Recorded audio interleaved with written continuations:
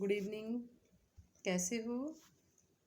आज मैं आपको डेमो क्लास 4 टीचिंग इंटरव्यू के बारे में बताना चाहती हूँ कि हम जब किसी भी स्कूल में पढ़ाने के लिए जाते हैं तो आपके सामने दो चैलेंजेस आते हैं।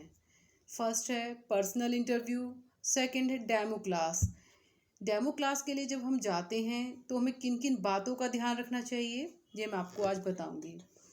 आज की वीडियो में शिक्षक के साथ और शिक्षक के काम आने वाले कुछ मूल मंत्रों के बारे में मैं आपको बताना चाहती हूँ।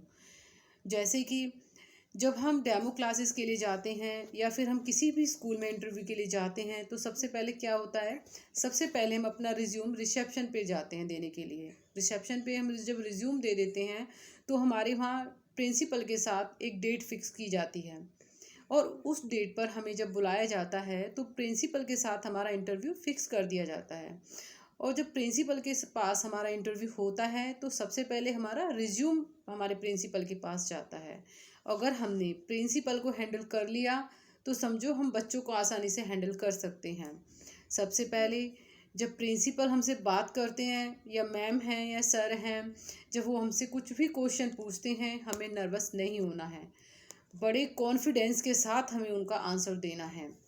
तो हम जब डेमो क्लासेस के लिए हमें भेजा जाता है, प्रिंसिपल मैम हमसे बोल देते हैं कि भाई अब आपको डेमो क्लासेस दी जाएगी और हम डेमो क्लास देने के लिए जाते हैं तो क्या होता है, बच्चों का एक एक क्वेश्चन का आंसर हमें आना चाहिए कि बच्चा कब कौन सा क्वेश्चन हमसे करे, कुछ नहीं पता। सबसे पहले हमें देखना है बच्चा हिंदी बोल सकता है या इंग्लिश बोल सकता है।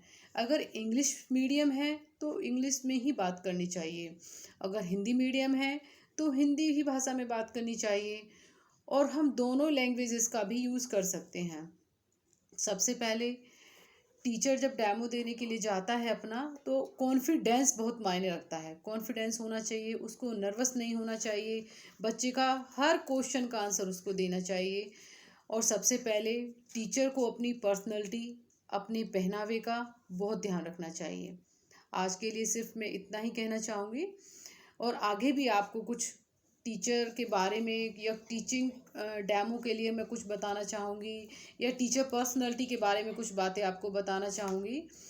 इस आज तक के लिए बस इतना ही। धन्यवाद।